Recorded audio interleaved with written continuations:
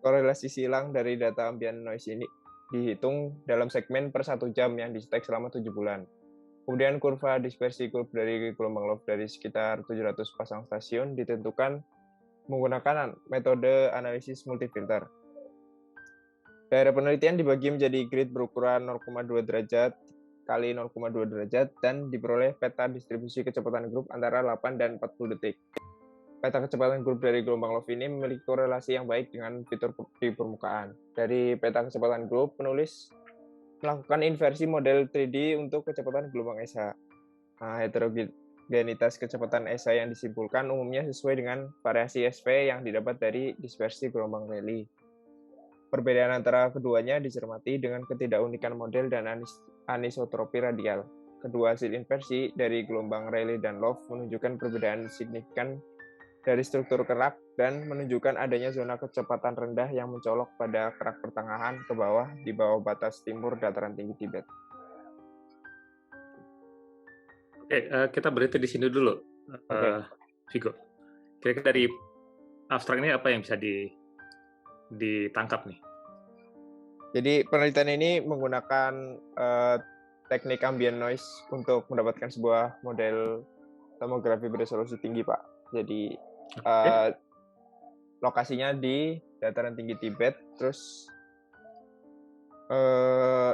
dia pakainya low wave, tapi dicocokin sama Rayleigh wave buat yang SV-nya. Gitu sih, Pak. Oke. Baik, ini berarti sudah tangkap ya, sudah ketangkap. Nah, rencana saya menawarkan ini ke Vigo. Jadi nanti ada di Gunung Agung itu, di Bali itu ada sejumlah seismometer. Kalau di sini dia menggunakan dari Juni sampai Desember 2007. Ya. Nanti kalau di Gunung Agung kita menggunakan data berapa bulan ya? Sebentar. Ya sekitar 3 bulan ya. Januari sampai Maret atau April ya 2019. Jadi di Gunung Agung itu kita ada Gunung Agung ceritanya, dan di sana ada beberapa sensor yang sudah dipasang tahun 2018 akhir, 2019 awal. Jadi totalnya ada sekitar 25 sensor seingat saya. 25 sensor yang sudah dipasang di sana. Untuk Rayleigh wave-nya sendiri sudah dilakukan. Nah, untuk Rayleigh wave sudah dilakukan, sekarang kita akan mencoba yang low wave. Low wave kita aplikasikan di Gunung Agung, ya. Tentunya nanti prinsipnya hampir bersama dengan ini. Pada prinsipnya, kalau Rayleigh wave itu kan menggunakan gelombang vertikal. Ya. Kalau low wave kita menggunakan gelombang horizontal, transversal ya. Iya. Tentunya nanti ada proses rotasi di situ. Kita merotasi dari komponen utara selatan dan komponen timur barat untuk mendapatkan komponen transversal. Karena dari komponen itu kan dapat radial dan dapat transversal. Kita akan mengambil yang transversal untuk mendapatkan low wave. Karena kalau komponen radial nanti munculnya Rayleigh wave lagi gitu ya. Kita akan mengambil yang transversal. Nah, itu yang nanti akan kita lakukan di Gunung Agung, dan ke depannya nanti kita akan mencoba untuk memahami seperti apa pola dinamika yang ada di dalam Gunung Agung ini, struktur yang ada di dalam Gunung Agung, nanti dibandingkan dengan hasil dari Rayleigh wave yang sudah ada. Begitu, Vigo, lebih kurang. Kebayang? Terbayang, Pak. Ya. Itu terbayang. Jumlah stasiunnya kan lebih sedikit dari ini, memadai nggak, Pak? Betul. Memadai, karena cakupannya kan kita hanya di objeknya relatif relatif kecil ya, Gunung Agung.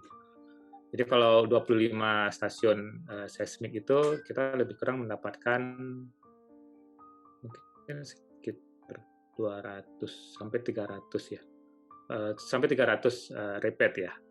Jadi kan pada prinsipnya kita punya satu stasiun, kemudian stasiun yang lain, kita lakukan korelasi silang, gitu ya. Ini stasiun A, stasiun B, kita lakukan korelasi silang, kemudian dari hasil korelasi silang nanti akan muncul sebuah sinyal, gitu ya, dari background noise-nya, dari ambient noise-nya. Sinyal ini sebagai bagian dari, kita menyebutkan sebagai green function, gitu ya. Nah, green function ini yang nantinya menjadi informasi penting bagi kita untuk memahami struktur. Jadi kalau seandainya di sini, kita coba clear dulu. Oke. Jadi tentunya adalah ini stasiun A, stasiun B. Ini kan ada apa namanya istilahnya, ada bagian yang kita paksa sebagai source ya. Misalkan A ini sebagai source, ke B ya, dan B sebagai receiver-nya, nanti ini sebagai kausalnya. Nanti ada proses B ini kita paksa sebagai source untuk ke A ini sebagai receiver. Nanti fungsinya sebagai A kausal. Sehingga akan muncul sebuah profil nantinya. Saya coret di sini ya, ini profil AB, A ke B. Ya, nanti di sini ada dan B ke A. Maaf ini agak kurang pas nih. Ini lebih cerah. Ini 0 di sini, misalkan A ke B, B ke A gitu ya. Nah, nanti di sini akan muncul ini sebagai kausalnya, A kausal sebagai bagian dari negatifnya, dan ini sebagai positifnya. Nanti di sini akan muncul dari sini, kemudian dari situ akan muncul paket yang akan kita picking. Nah, paket inilah yang memberikan informasi kepada kita tentang struktur di bawah permukaannya seperti apa. Apakah dia lebih lambat atau lebih cepat, gitu ya. Nah, kalau idealnya dia akan muncul di dua sisi, tetapi terkadang dia tidak seperti itu. Terkadang dia hanya muncul di kausal saja atau hanya muncul di akausal saja. Nah, nanti ini yang akan kita ekstrak, gitu ya. Ya, kita akan ekstrak, kita akan dapat U itu sebagai group velocity, group velo. Nanti U ini bisa kita inversikan untuk mendapatkan Vs. Nah, nanti ini yang akan memberikan informasi tentang struktur di bawah gunung api seperti apa. Di bawah Gunung Agung, misalkan kita punya Gunung Agung, gitu. Kemudian di dalamnya seperti apa struktur dari low wave ini, yang nanti akan memberikan informasi seperti di mana posisi magmanya, misalkan ya, magma, kemudian hidrotermalnya ada enggak gitu. Kalau seandainya di situ ada hidrotermal. Kalau di situ ada yang low velocity ya, low velocity. Nah, tentunya untuk proses awal sekali kita akan melakukan istilah namanya korelasi silang. Jadi kita akan melakukan proses korelasi silang antara waveform A dan waveform B, sehingga kita akan dapatkan yang ini. Prinsip untuk korelasi silang itu nanti bisa lihat konsep dari interferometri.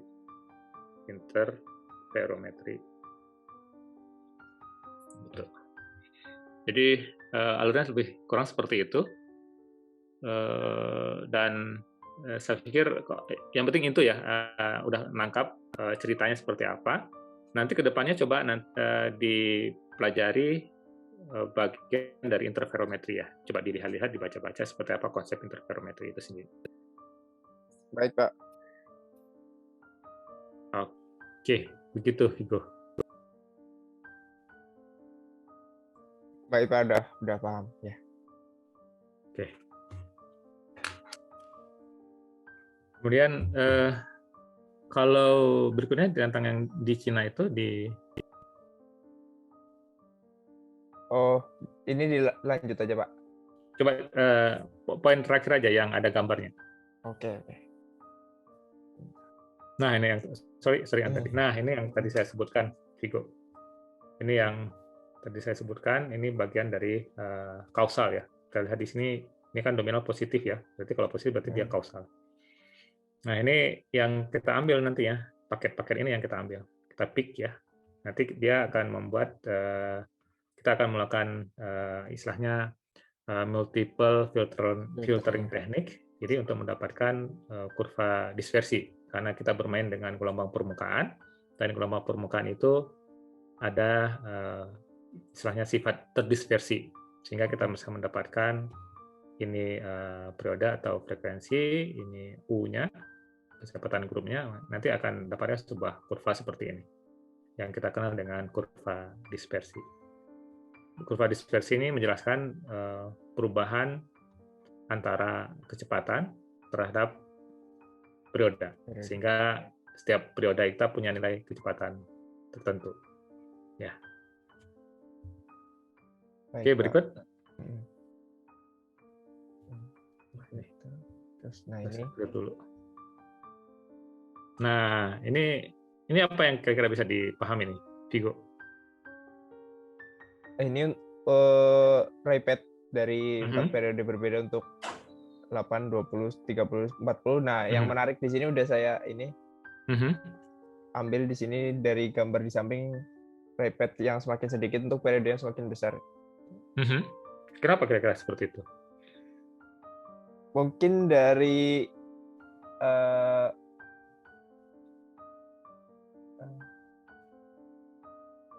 periode yang semakin besar kan panjang gelombangnya semakin besar ya, Pak. Oke. Jadinya semakin jarang gitu, Pak. Nggak tahu juga sih. Itu berdasar pemahaman yang saya punya aja, Pak. Soalnya yang di sini yang diambil hanyalah pasangan stasiun yang memiliki jarak antar stasiun lebih dari 3 kali panjang gelombang loop yang menarik gitu. Oke. Jadi kita kan bermain di gelombang permukaan. Ini stasiun, kita bermain di gelombang permukaan. Pada saat kita mendapatkan yang namanya tadi green function ya, hasil korelasi silang antara stasiun A sama stasiun B. Kita dapat green function. Kemudian green function ini kan bisa kita turunkan untuk mendapatkan ini kan kita bisa mendapatkan group velocity. Kita punya nilai t di situ, ya, t itu waktu. Kemudian kita punya jarak antara dua stasiun ini, taruhlah jaraknya x gitu ya. Kita punya jarak x dan waktu t, maka kita akan dapatkan kecepatan ya. Betul ya? Betul, Pak. X per t gitu ya. Kita dapatkan kecepatan di situ ya. Nah, kecepatan ini kecepatan grup. Ya, kecepatan grup. Nah, kecepatan grup ini nanti akan kita gunakan multiple filter teknik, ya, MFT namanya, untuk mendapatkan nilai U terhadap periode yang berbeda. Jadi kalau ini pada periode 1, sekian nilai U-nya, taruhlah X gitu pada periode 1, kemudian pada periode X1, periode 2 itu X2, periode 3 X3, periode 4 X4. Nah, karena kita bermain di gelombang permukaan, ya, dan juga sangat pengaruh dari antar stasiunnya yang dia sebutkan sebagai antar stasiun, atau kita bisa menyebutkan penetrasinya sepertiga dari stasiun. Kalau misalnya taruhlah 9 km, ya 9 km, berarti dia paling kuat di 3 kilo, ya 3 km. Nah, paling kuat di 3 km, dan 3 km ini kalau kita konversikan dengan periode ya lebih kurang more or less 3 second ya, di periode 3 second. Nah, kalau kita lihat di sini makin besar periodenya, otomatis dia akan tidak kuat lagi penetrasinya.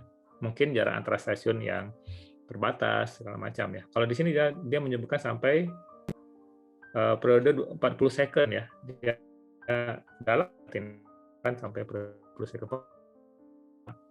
Asumsikan 1 second itu 1 kilo, berarti 10 kilo. Jadi penetrasi sampai 40 kilo.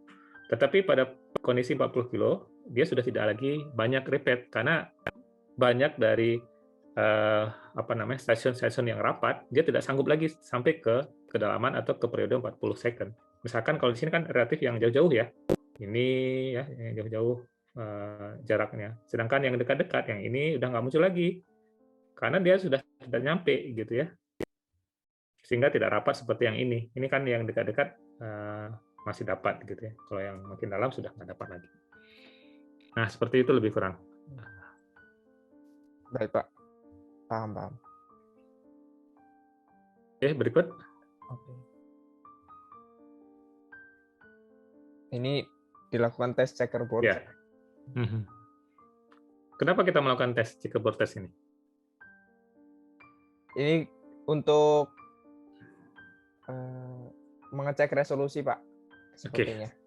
Ya, mengecek resolusi. Jadi tadi kan ini kita buat sebuah model, ya. Kan kalau kita melakukan forward gitu ya, forward modeling. Jadi dari modeling untuk mendapatkan data sintetik gitu ya. Jadi kalau forward gitu kan dari model untuk mendapatkan data. Kalau inversi dari data untuk mendapatkan model, kebalikannya gitu ya. Forward itu ke depan, sedangkan inversi ke belakang. Nah, kalau kita lihat di sini dia membuat modelnya seperti ini, dia membuat modelnya, model kotak-kotak. Checkerboard test ini seperti papan catur ya, checkerboard ya. Jadi kotak-kotak seperti papan catur. Kemudian dia melakukan forward namanya, forward, dan dia formatnya forward modelingnya dikontrol oleh repeat yang tadi di awal. Tadi kan ada repeat, kemudian dikontrol dengan repeat, kemudian dia dapatkan sebuah data sintetik. Nah, ini hasil data sintetik. Bagian mana yang bisa mengcover dengan baik gitu. Tentunya bagian yang punya repeat yang bagus gitu ya. Sini bagian sini kan tidak punya repeat sehingga tidak bisa mengcover. Jadi pada saat melakukan forward dia tidak bisa mengcover bagian sini karena di sini tidak punya repeatnya. Sehingga nanti resolusi yang bagus adalah di sini. Yang istilahnya kalau kita lakukan forward itu balik gitu ya, balik dengan kondisi yang model yang kita berikan. Ini kan balik ya, ini papan catur, yang sini juga masih muncul papan caturnya gitu ya. Ini masih muncul papan caturnya, di sini masih muncul. Sedangkan di bagian sini kan sudah tidak begitu lagi, karena sudah agak lemah resolusinya. Apalagi di bagian sini, ini karena nggak ada data, kita nggak bisa interpretasi di sini, karena nggak punya data. Nah, ini yang baliknya di sini nih, yang bagus. Jadi kalau kita perhatikan ini seperti papan catur kan, masih mirip. Ini putih, ini hitam, ini putih, ini hitam. Oke. Berikut. Ini buat periode yang lebih besar. Oke, ini yang lebih besar lagi. Dia memberikan grid yang lebih besar. Nah, itu yang tadi. Dia kenapa dia buat grid lebih besar untuk bisa mengcover ya, mengcover apa namanya cakupan repeatnya. Oke, berikut. Berikutnya, Pak. Nah, ini sensitivity kernel namanya. Apa yang bisa dipahami dari sini? Untuk periode yang lebih besar, mencakup lebih dalam, tapi untuk permukaan yang dekat permukaan gitu kurang, Pak. Lebih baik yang periode kecil kalau untuk dekat permukaan. Oke. Terlihat dari sini kan. Turun dia kalau yang 8 second. 40 second dia dari bawah, terus waktu di 40 km dia paling besar sendiri. Ya. Kalau intinya di sini kelihatannya. Ya, jadi prinsip dari sensitivity kernel ini kita ingin adjust atau ingin mengetahui seperti apa sensitif dari groove velocity yang kita hasilkan, yang tadi dengan periode ini terhadap kedalaman, seperti apa sensitifnya. Nah, ini yang dilakukan dengan apa namanya dari profil sensitivity kernel. Jadi untuk melihat nilai perubahan kecepatan grup terhadap kedalaman seperti apa sensitifnya. Berikutnya, Pak. Ini masuk ke gelombang cinta ya. Oh iya, belum. Masih translate-nya belum di ini. Oke, lanjut. Nah, ini untuk Tapi memang gelombang cinta emang ya. Love, tapi nama orang. Nah, ini profilnya. Nah, ini profil secara vertikalnya. Ya. Ini pada A ini mungkin pada periode rendah kelihatannya. Ya. Ini 8 Oke. second, 20, 30, 40. Nah, ini pada low dalamnya udah nggak muncul lagi kan yang low velocity-nya, dia dari lebih high ya. Jadi Kalau kebalik lebih jadi, Pak. dalam. Ya, kelihatannya seperti itu, tapi kan prinsipnya kalau makin dalam kan makin high ya, tetapi di sini Iya. kebalikannya. Mungkin ada profil tektonik apa profil geologi di situ yang ini seperti itu ya. Oke. Iya. Nah, ini kelihatan seperti sebuah ini. Kalau kita lihat di sini kan seperti sebuah batas ya. Iya. Kelihatan ya? Batas ini di Kelihatan. periode dangkal, dia seperti batas di situ, di sini ada batas juga. Nah, ini yang diinterpretasi sebagai sebuah sesar kan. Jadi batas antara, saya clearkan lagi. Saya clear all drawing. Oke. Nah, ini kan batasnya. Di sini batasnya. Nah, batas inilah yang diinterpretasi sebagai sesar. Dan kelihatannya sampai 8 second itu masih muncul. 8 second kan 8 kilo. 8 kilo. Berarti apa namanya? Geometri sesar itu sampai 8 kilo masih terlihat. Tapi pada saat ini berapa kilo nih? 20 ya, 20 detik ya. 20 detik, Iya, 20 kilo kita sudah agak blur ya, tidak begitu terlihat dengan baik ya, seperti yang 8 kilo. Berarti dia di kedalaman dalam itu struktur sesarnya sudah tidak muncul lagi. Oke, berikut. Nah, hal ini nanti yang diinterpretasi nanti. Nah, ini sama seperti yang tadi ya. Iya, sama. Oke. Cuma ini udah kedalaman, Pak, dia. Oh, dia udah kedalaman ya. Oh iya, dia udah Ini 8 km, 25 km. Oke. Menarik. Nah, dia membuat profil vertikal ya. Iya. Ini bagian dangkalnya seperti di sini. Ya, menarik. Ini untuk profil yang lain. Dan sebenarnya apa yang dilakukan ini di eksplorasi migas sudah mulai diaplikasikan. Jadi bagaimana mencoba untuk ambient seismic noise tomography ini yang tadinya dia untuk mendapatkan citra tomografi seperti ini, kita untuk mendapatkan citra tomografi seperti ini kita harus punya source-nya ya dari gempa. Kalau yang konvensional ya, misalkan yang pasif tomografi, misalkan kita punya stasiun di situ, nanti ada gempa, kemudian gempa itu mengenerate gelombang gitu ya, gelombang ditangkap oleh sensor di atasnya. Nah, perubahan kecepatan yang diberikan oleh setiap repeat ini menjadi menjadi inputan yang berharga sekali untuk menggenerate gambar ini ya, karena ini akan memberikan informasi tentang profil di bawah permukaan. Nah, dengan ambient noise tomography kita tidak butuh gempa. Kita cukup punya jaringan stasiun, kemudian kita lakukan korelasi silang. Satu sebagai receiver, satu sebagai source, gitu ya. Nanti ini yang akan kita ekstrak, seperti yang kita lakukan, kita ceritakan di sebelumnya, bagaimana kita mengekstrak sinyal yang dibawa oleh dua buah stasiun. Nah, nanti sinyal ini akan memberikan seperti ini, ya, dia makin dalam, seperti apa nanti profilnya, ya. Nah, dari situ kita akan dapat citra seperti yang dibuat di sini. Kita akan dapat layer-layer yang nanti layer ini sebagai bagian interpretasi kita untuk memahami struktur di permukaan. Nanti kalau di sini ada tiba-tiba di kedalaman, kalau migas kan relatif dangkal ya, taruhlah sampai ke 5.000 kilo ya, kok 5.000 meter ya. Jadi kedalaman dangkal nanti terlihat profil di sini, misalkan ada yang low di situ sendiri, atau yang low yang nanti di situ yang agak besar. Tiba-tiba di sini ada merah sendiri, di situ ada merah sendiri. Nah, dari sini hanya bisa mengidentifikasi rumah dari sebuah cekungan gitu ya.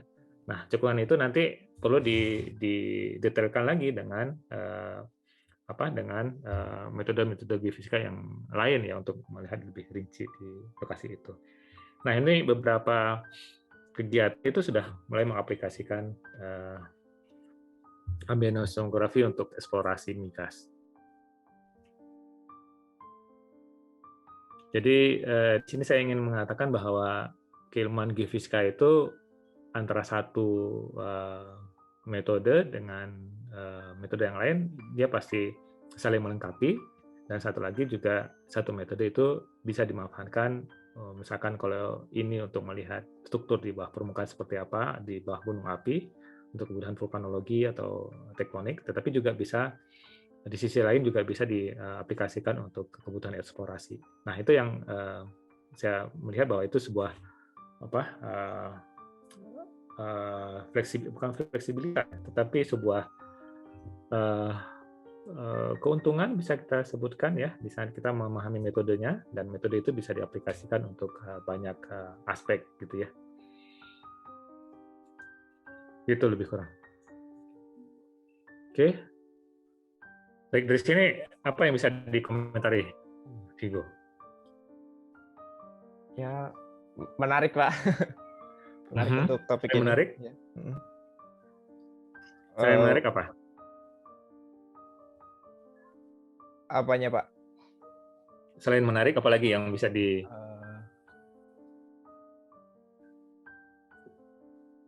Ya, mungkin itu aja sih Pak, menarik, jadi Sip. tertantang aja Pak gitu. Yang penting sudah tahu ini ya, istilahnya apa namanya, bagian yang menjadi interest-nya, karena itu menjadi penting ya. Kalau udah tahu bagian yang menjadi interest-nya akan muncul semangat dan motivasi, karena itu paling penting saat kalian mengerjakan tugas akhir ya. Kalau kalian mengerjakan sesuatu dan kalian tidak begitu punya interest yang bagus, itu pasti akan mood-nya akan up down ya, naik turun ya. Oke, kalau naik kemudian turun, naik lagi, ini takutnya pas naik turun habis itu nggak naik lagi. Itu yang jadi masalah. Oke, jadi biar ke depan nanti coba dilihat yang ini ya, Vigo ya, interferometri ya. Kita diskusi interferometri nantinya. Oke.